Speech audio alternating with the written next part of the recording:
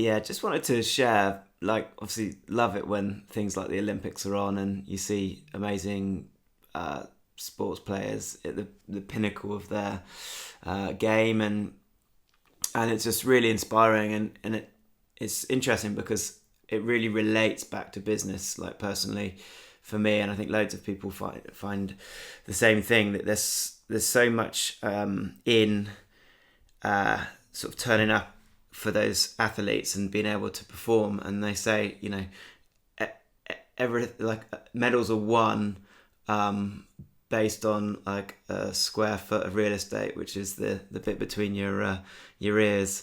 And yeah, I just wanted to share also, like I was really fortunate to have been in the British youth windsurfing team, and also competed at the Olympic trials for a long time ago, Atlanta '96, and I was just really grateful to have a coach at that age. I was probably about 17 at the time, and it was amazing having a coach. It just made such a difference to my ability to understand what was happening when things went well, and what was happening when events didn't, and was I thinking about where I was on the board, or was I thinking about like the weather conditions? And anyway, so for business, roll the clock forward sort of 10 years, I was starting to go through some like exciting like growth periods in as in like really senior role in my own business. And but it was hard, and actually struggling with certain things, and thankfully I kind of remembered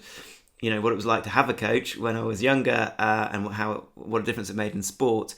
And yeah, and then got a coach in business, and just helped me so much, like to understand that how I thought again, like what was happening. And also group coaching, really powerful.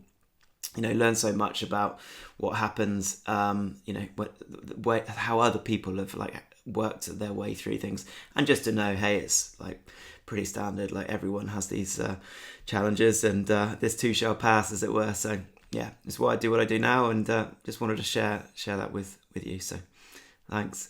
Enjoy the Olympics if you're watching it, or whatever sporting event you're into. Cheers.